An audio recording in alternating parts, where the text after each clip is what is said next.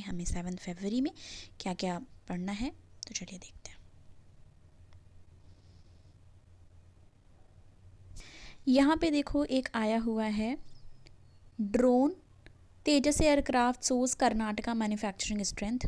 तो यहाँ पे तेजस एयरक्राफ्ट की बात करी गई है, ठीक है, और ड्रोन की बात की गई है कि किस तरीके से वो एक अपना कंट्रीब्यूशन दे रहे हैं, मतलब जो बेनिफिट हो रहा है हमको टेक्नोलॉजी के लिए बोल लें, और टेक्नोलॉजी के क्षेत्र में इंडिया बहुत बेटर भी कर रहा है, तो उसके लिए भी है, ठीक है।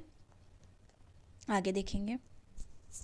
यहाँ पे देखो आया हुआ है फ्रीडम ऑफ स्पीच से related, the freedom of speech and adolescent India, ठीक है, फ्रीडम ऑफ स्पीच से रिलेटेड आया है यहाँ पे। तो इसमें हम देखेंगे we hold adults to different standard of behaviour than we do for children. तो इसमें है in the context of nation, ठीक है, define the maturity of nation as capacity of the people the nation to act responsibly in the face of social flux। किस तरीके से responsibly behave करना है उसकी बात यहाँ पे करी जा रही है, ठीक है। इसमें है there is nothing in our soil that suggest that freedom took root here. B R Ambedkar in the writing and speech note this in relation to ancient India. तो उन्होंने इस बारे में बात करी है बी आर अम्बेडकर जी ने, और ये भी है कि there is nothing in our soil that suggest that freedom took roots here. तो ये भी चीज़ है, ये किस तरीके से क्रिटिकल चीज़ें भी बोली गई हैं। As a freedom of speech it exist but it exist only those who are in favour of social order. अब ये कहा जा रहा है कि हाँ चलो ठीक है, एग्जिस्ट करता है फ्रीडम ऑफ स्पीच, पर उनके लिए जो सोशल ऑर्डर को फेवर करते हैं उनके लिए है फ्रीडम ऑफ स्पीच, करेक्ट। इसमें फिर ये बात हो रही है the freedom is not the freedom of liberalism which was expressed by Voltaire when he said I wholly disapprove of what you say and will defend to death your right to say it, ठीक है। तो बोल रहे हैं मैं हमेशा इसको defend करूँगा, और ये सारी चीज़ें एक तरीके से डिबेटिव मुद्दे की बात यहाँ पे हो रही है, ठीक है, फ्रीडम ऑफ स्पीच की। अब यहाँ कुछ चीज़ें हैं जो हमें देखनी है। This then is the full freedom thought and expression that was emerge from west, ठीक है, वेस्ट से इमर्ज हुआ। The British Raj obviously did not tolerate free speech. तो जो ब्रिटिश राज था हमारे यहाँ, वो क्या करता था, वो टॉलरेट नहीं करता था, या नहीं करेगा, आप जानते हो कैसे ही नहीं करता था, क्योंकि वो फ्री स्पीच जैसे कई बार अगेंस्ट होती है, क्योंकि अगर फ्री स्पीच है तो उन्हीं के खिलाफ बोलेंगे, उनके रूल के खिलाफ बोलेंगे, ठीक है। And our thought remained manacled until 1947, ठीक है, manacled until 1947। In 1947 our nation was born. 1947 में अपन आज़ादी मिली, ठीक है, नेशन अपना बना, ठीक है, nation was born and suddenly in 1950 we were free to express our self. तो क्या रखा गया कि फ्रीडम फ्री ऑफ स्पीच, ठीक है, free of speech and expression की बात करी गई कॉन्स्टिट्यूशन में, ठीक है। 1950 को हमारा संविधान लागू हुआ, ठीक है। तो इस चीज़ के बारे में भी यहाँ पे बात हो रही है। तो यही सारी चीज़ें इसमें फ्रीडम ऑफ स्पीच से रिलेटेड कुछ चीज़ें दी गई हैं जो ऐसे ही देख लेना है। पर हमको ये जो फ्रीडम, जैसे यहाँ पे आया ना फ्रीडम ऑफ स्पीच, तो आपको लक्ष्मीकांत में जाना है, ठीक है, लक्ष्मीकांत में जाना है, और आपको फ्रीडम ऑफ स्पीच का पूरा वहाँ पे देख लेना है किस आर्टिकल में है, क्या चीज़ें बोली गई हैं, ठीक है। तो वो सारी चीज़ें वहाँ पे ध्यान देनी है। नेक्स्ट हम देखेंगे टेक्स्ट एंड कॉन्टेक्स्ट वाले में कुछ ना कुछ ऐसा रहता ही है जो हमें पढ़ना होता है। तो आज आया है the state of ethnic democracy in Malaysia. Malaysia के लिए आया हुआ है, तो ये क्या है, आईआर से रिलेटेड आया हुआ है, ठीक है, आईआर के, ठीक है, लिए हम इसको देखेंगे। इसे Malaysia held in 15 general election in November 2022। तो मलेशिया का 15th जो जनरल इलेक्शन है नवंबर 2022 में हुआ, ठीक है, जनरल इलेक्शन। और इसमें क्या है, putting an end to volatile political situation in the region. जो थी चीज़ें वो क्या किया गया, एक तरीके से एंड किया गया वहाँ पे। The election deliver the first hung parliament of the country. First hung parliament वहाँ पे देखा गया, ठीक है। As none of existing political coalition secured a simple majority. मतलब किसी को सिंपल मेजॉरिटी नहीं मिली, ठीक है। तो फिर उसके बाद फिर जो एक कोलिशन से बनाया जाता है, उसकी बात यहाँ पे की जा रही है। The unity government led by Pakatan under the premiership of Mr. Anwar Ibrahim formed the government even though it fell short of majority with its 82 seats. तब भी क्या कर रहे थे, मेजॉरिटी में कमी आ रही थी 82 सीट्स की. It's back by the former long ruling coalition Barisan National Front led to United Malays National Organisation UMNO. तो उनकी मदद फिर लेनी पड़ी. और इसमें है कुछ जैसे मलेशिया के कॉन्टेक्स्ट में दिया गया है, तो बस यहाँ में हमें क्या जाना है, दो चीज़ें कि हंग की बात की गई है, मतलब यहाँ पे देखो हंग पार्लियामेंट की बात की गई है, तो ये याद रहना चाहिए कि हंग पार्लियामेंट अभी रिसेंटली कहाँ किस कंट्री में देखा गया, ठीक है, और कोलिशन से गवर्नमेंट कहाँ बना. तो इसके लिए हमको बस जस्ट फॉर द नॉलेज इसको जानने की ज़रूरत है. अब यहाँ पे voice deepfakes how they are generated, use, misuse and differentiated. तो आपको पता होगा डिफेक्ट के बारे में हमने बहुत बार डिस्कस किया है. ये किस तरीके से जैसे सेलिब्रिटीज़ हैं या कुछ भी जो शख्सियत हैं बड़ी, उनकी वॉइस या वो सब यूज़ किया जाता है. उसके लिए आपको याद होगा दिल्ली हाई कोर्ट में ये भी आया था कि कोई भी जो सेलिब्रिटीज़ हैं, ठीक है, जैसे अमिताभ बच्चन की वहाँ पे बात शायद हुई थी कि उनका मतलब वॉइस नहीं यूज़ कर सकता, तो उसके लिए. On Jan 29, several users of the social media platform use speech synthesis, voice cloning service provider, ठीक है. तो यहाँ पे किस किस चीज़ की बात की जाती है, वॉइस क्लोनिंग. अब साइंस एंड टेक जिसने पढ़ा होगा, साइंस एंड टेक जिसने पढ़ा होगा उसको पता होगा क्लोनिंग का क्या मतलब, एग्जैक्ट वही चीज़ बना देना, ठीक है. अब वॉइस क्लोनिंग की बात की जा रही है, मतलब समहाउ एकदम ओरिजिनल के करीब, कि आप कंफ्यूज हो जाओगे या आप कई बार आइडेंटिफाई नहीं कर पाओगे कि ये उसी पर्सन की वॉइस है कि नहीं, इतना सिमिलर होगा, ठीक है. तो यहाँ पे है these deepfakes audio made racist abusive, मतलब गलत चीज़ों के लिए भी कई बार यूज़ करते हैं. रेसिस्ट अब्यूजिव, रेसिस्ट मतलब रेसिस्ट के तौर पे कई बार यूज़ हो जाता है, ठीक है. अब्यूजिव होते हैं, वायलेंट कमेंट्स भी होते हैं, ठीक है, जैसे कि किसी भी एथनिसिटी या फिर किसी भी तरीके की रिलीजियस मुद्दे को भड़का देना, ठीक है, किसी भी धर्म के खिलाफ कुछ भी बोल देना किसी की वॉइस यूज़ करके, ठीक है. Making deepfake voices to impersonate other without their consent is a serious concern. तो बताया जा रहा है कि यूज़ करना विदाउट किसी के कंसेंट के ये सीरियस कंसर्न है, that could have devastating consequences. तो मतलब ये कहा जा रहा है कि ये एक सीरियस कंसर्न है और ये एक डिवास्टेटिंग कंसिक्वेंसेस हो सकते हैं इसके, ठीक है, बिना किसी के कंसेंट के अगर उसकी वॉइस यूज की जा रही है, क्योंकि फंसेगा तो असली वाला ही, ठीक है. In response to such use of their software, तो इसमें जो है इनका नाम दिया है, ये आपको याद रखने की ज़रूरत नहीं है. Tweeted saying while we see our tech being overwhelmingly applied to positive use, we also see an increasing number of voice cloning misuse cases. तो उन्होंने बताया कि वॉइस क्लोनिंग मिसयूज़ केसेस भी दिखाई दे मतलब देखे जा रहे हैं. ये जो नंबर्स हैं वो बढ़ रहे हैं. हालांकि उन्होंने ये बोला कि पॉजिटिव मतलब होता था अभी तक यूज़ मोस्टली, पर अब उनको देख रहे हैं वो कि जो मिसयूज़ हो रहे हैं वो भी बढ़ रहे हैं. अब देखो इसमें आया व्हाट आर वॉइस डिफेक्ट्स, कि क्या है ये वॉइस डिफेक्ट, तो ये देखेंगे. इसमें है a voice defect is one that closely mimics a real person. तो मैं अभी यही बोल रही थी ना कि एकदम इक्वल लगेगा, मतलब एकदम सिमिलर लगेगा, नॉट इक्वल, सिमिलर लगेगा कि लगेगा वही इंसान बोल रहा है. तो इसमें देखो closely mimics a real persons voice. आपने कई आर्टिस्ट को भी देखा होगा, जैसे बहुत सारे शोज़ आते हैं हमारे कॉमेडी वाले, तो उसमें बहुत सारे लोग मिमिक्री करते हैं, ठीक है. तो वो कई बार कुछ आर्टिस्ट ऐसे होते हैं जो रियल उन लोग की तरह मिमिक्री कर लेते हैं. तो इसमें है closely mimic a real persons voice, की एकदम क्लोजली ऐसा होगा कि आप लगेगा हाँ वही बोल रहा है. The voice can accurately replicate tonality, accent, ठीक है.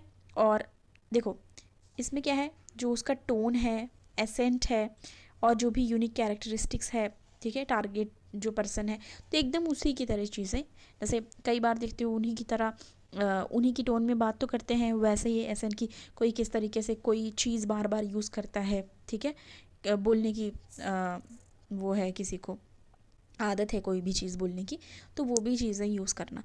People use AI and robust computing power to generate such voice clones और synthetic voice. Sometime it can take week to produce such voice.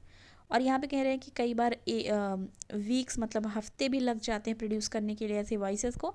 According to Speechify our text to speech conversion app, तो app का भी use करते हैं।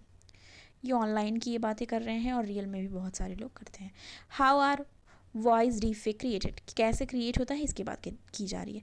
To create deepfakes one need high end computer, मतलब ये उसको high end computer की ज़रूरत चाहिए। देखो यहाँ पे सारी जो डीफेक और ये सब सारे डिजिटल की बातें हो रही हैं, ठीक है, ऑनलाइन की बातें हो रही हैं।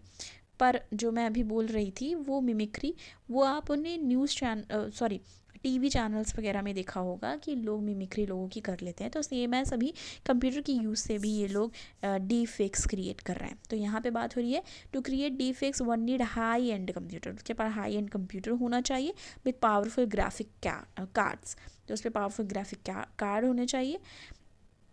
लिवरेजिंग क्लाउड कंप्यूटिंग पावर, ठीक है, तो इसके पास पावरफुल कंप्यूटिंग हार्डवेयर होना चाहिए। मतलब बहुत सारी चीज़ें जो सॉफ्टवेयर इंजीनियरिंग ये सारी चीज़ें उसकी ज़रूरत होनी चाहिए। What are the threats arising from the use of voice deepfake, क्या क्या थ्रेट हैं जो इसकी वजह से बढ़ रहे हैं वॉइस डीफेक की वजह से। Attackers are use their technology to defraud user, defraud करने के लिए यूज़र्स को, स्टील करने के लिए उनकी आइडेंटिटी को, ठीक है, engage in various other illegal activities जैसे phone scam, posting fake videos, social media platform. तो ये सारी चीज़ें जैसे सोशल मीडिया प्लेटफॉर्म पे वॉइस यूज कर लिया किसी वीडियो में, ठीक है, फेक वीडियोस क्रिएट कर दी, इलीगल एक्टिविटीज़ के लिए भी किसी के नाम पे कर रहे हैं, या फ्रॉड, बैंक फ्रॉड वगैरह भी हो सकते हैं, दूसरे के नाम पे यूज़ कर ले, मतलब नाम यूज़ कर ले। अब जैसे करोड़पति का है कौन बनेगा करोड़पति जो आता है KBC, उसका भी यूज़ कर सकते हैं वॉइस। तो कई लोग तो पैसे ट्रांसफ़र करवाते हैं और ये सारी चीज़ें आपने देखी होगी, बहुत सारे फ्रॉड होते हैं, बैंक फ्रॉड होते हैं, तो वो सारी चीज़ें भी होती हैं। What tools are use for voice cloning, क्या क्या टूल्स लगते हैं वॉइस क्लोनिंग के लिए, ये जानो। ओपन AI, ठीक है, my own choice, resemblance description, मतलब बहुत सारे ऐसे टेक्निकल टर्म्स हैं, ठीक है, तो ये उतना नहीं याद रखने की ज़रूरत है। अब what are the ways to detect voice deepfake, क्या कैसे डिटेक्ट कर सकते हैं। Detecting voice deepfake need highly advance technology. अब डिटेक्ट करना है किसी को, ठीक है, वो डिटेक्ट करना चाहता है, वो फाइंड आउट करना चाहता है, तो उसके लिए उसको हाईली एडवांस टेक्नोलॉजी होनी चाहिए उसके पास, उसको हाईली एडवांस टेक्नोलॉजी की ज़रूरत होगी, सॉफ्टवेयर की ज़रूरत होगी और हार्डवेयर की ज़रूरत होगी to break down speech pattern, जिससे वो स्पीच पैटर्न को ब्रेक डाउन कर पाएगा और बैकग्राउंड नॉइस को जान पाएगा, ठीक है, और अदर जो भी एलिमेंट्स है वो उसके थ्रू मतलब ये पता कर पाएगा कि ये ओरिजिनल है कि नहीं। Cyber security tools have yet to create foolproof way to detect audio deepfakes, तो ये सारी चीज़ें जो हैं वो की जा रही हैं। देखो, call centre can also take step to mitigate the threat from voice deepfake. Call centre also take, वो लोग कॉल सेंटर्स जो हैं वो भी स्टेप्स ले रहे हैं, ठीक है, जो भी डिफेक्ट्स और ये सब है। According to voice recognition engineering at Pindrop, call back functions, तो मतलब ये सारी चीज़ें भी हैं। Multi factor authentications and anti fraud solution और ऑल्सो रिड्यूस डिफेक्ट रिस्क, तो ये सारे जो भी हैं लोग वो सब भी काम इस पे कर रहे हैं। मतदाता for ID verification, digital tone analysis, तो मतलब बिहेवियरल बायोमेट्रिक्स, तो ये सारी चीज़ें देखी जा रही हैं कि जिससे डीफेक से बचा जा सके। और यहाँ पे बात हो रही है वॉइस डीफेक से। ओके, नेक्स्ट देखेंगे। यहाँ पे एक बात हो रही है, naval LCA land on Vikram first aeroplane to touch down, ठीक है, तो इसमें देखेंगे हम क्या बात हो रही है। इसमें बात हो रही है इंडिजिनस लाइट कॉम्बैट एयरक्राफ्ट की, ठीक है, फर्स्ट इंडिजिनस एयरक्राफ्ट कैरियर की बात हो रही है जो है INS विक्रांत। तो इस तरह का अगर MCQ में आए या फिर किसी UPSC हो या अदर जो भी स्टेट PSC एग्ज़ाम्स हो, तो उसमें अगर ये पूछ ले फर्स्ट इंडिजिनस, पहला स्वदेशी एयरक्राफ्ट कैरियर कौन सा है, तो आपको पता होना चाहिए वो है INS विक्रांत, ठीक है। This is also the marine landing of the fixed, तो ये हाँ ये हुआ। अब इसमें है LCA feat was followed by the landing and a take off the twin engine. हाँ अब यहाँ ट्विन इंजन की बात की जा रही है, ट्विन इंजन MiG-29 के फाइटर जेट की भी बात की गई है, ठीक है। नेक्स्ट हम देखेंगे यहाँ पे और कौन सी बात की जा रही है, एलिस विक्रांत डिप्लेसिंग अ वेट, ठीक है वो सब। तो ये सारी चीज़ें हैं जो हमको इसमें देखनी है। अब यहाँ देखो एक चीज़ और बात की गई है, TEDBF की, being developed by aeronautical development agency. तो ये डेवलप किया गया किसके द्वारा, एरोनॉटिकल डेवलपमेंट एजेंसी के द्वारा। Of DRDO expecting to mainstay the project expected to get approval from cabinet committee on security by mid 2023। तो ये है कि अप्रूवल इनको मिल जाएगा। MiG-29 की बात यहाँ पे करी जा रही है, तो किस तरीके से ये इंपॉर्टेंट है। अब यहाँ देखो विक्रमादित्य की भी बात हो रही है। यहाँ पे देखो in January 2020 the defence research and development organisation जो DRDO है उसने क्या किया, demonstrated a successful arrested landing of naval LCA on INS Vikramaditya and subsequently 18 takeoff and landing were conducted। 18 takeoff और landing क्या हुई, कंडक्ट की गई 5 दिनों में, ठीक है। तो ये भी है, यहाँ पे ये भी ध्यान देना है। फिर नेक्स्ट देखेंगे, कल ही था शायद, कल या परसों शायद कल ही था जो हमने एनर्जी से रिलेटेड बात की थी, एनर्जी ट्रांजिशन से रिलेटेड। आज फिर आया है India's growing energy demand offer investment opportunity PM। तो इसमें क्या है, एनर्जी इंडियाज़ एनर्जी डिमांड है सिग्निफिकेंटली इंक्रीज। मतलब ये कहा जा रहा है कि जो एनर्जी डिमांड है इंडिया की वो क्या कर रही है, सिग्निफिकेंटली इंक्रीज हो रही है। And in the coming year it will reach, ऐसा कहा जा रहा है कमिंग ईयर में 11% रीच करेगा ग्लोबल डिमांड, ठीक है, as against 5% currently। PM Narendra Modi said while inaugurating the Indian Energy Week 2023। तो इस समय ये इनाग्रेट करते समय उन्होंने, जो हमारे प्राइम मिनिस्टर हैं उन्होंने बोला है, देखो यहाँ पे क्या लिखा है, Narendra Modi launches E20 fuel in the presence of Hardeep Singh Puri. And तो ये नहीं याद रखना है कि किसके प्रेजेंस में क्या कर रहे हैं, बस ये आपको याद रखना है कि जो प्राइम मिनिस्टर है नरेंद्र मोदी जी उन्होंने लॉन्च किया है E20 फ्यूल इन 20 फ्यूल, तो बस इतना याद रखना।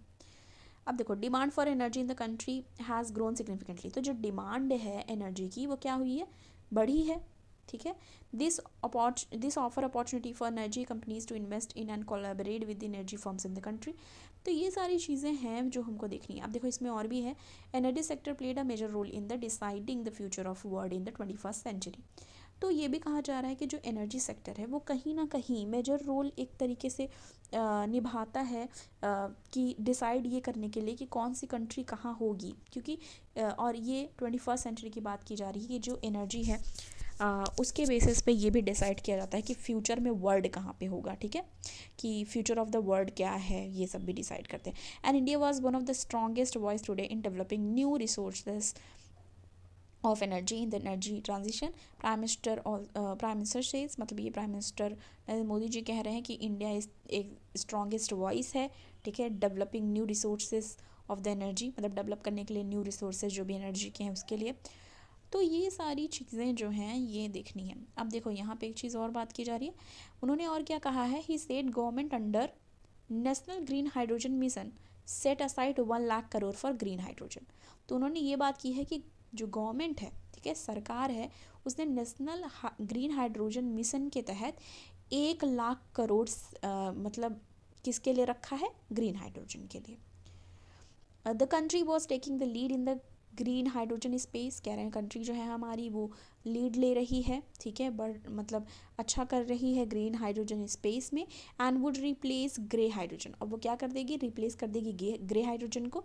ग्रे हाइड्रोजन क्या है, क्रिएटेड फ्रॉम नेचुरल गैस, वो नेचुरल गैस से क्रिएट होता था, मीथेन से, यूजिंग स्टीम मीथेन, ठीक है। तो इन सब से ये बनता था, green house gases made in the process. तो उसको क्या कर देगी, रिप्लेस कर देगी ग्रीन हाइड्रोजन स्पेस। तो ये सारी चीज़ें हैं जो इसमें बात करी गई हैं। और यहाँ पे एक चीज़ और कही जा रही है, some 10 lakh square kilometre of no go zone were freed for energy exploration. उन्होंने ये भी ऐड किया है कि नो गो जोन रखा गया है फ्रीड फॉर एनर्जी एक्सप्लोरेशन के लिए, domestic exploitation of fuel and energy in the production. तो मतलब ये सारी चीज़ें जो हैं एक तरीके से बहुत ज़्यादा इम्पॉर्टेंट हो जाती हैं कि किस तरीके से एनर्जी अपना रोल कर रही है। Collaboration and transition toward low carbon energy as crucial in the country achievement of climate change target. Climate change target को भी कंप्लीट करना है, लो कार्बन एनर्जी जो हो उसके लिए भी, ठीक है, कार्बन इमिशन कम हो वो भी ध्यान देना है।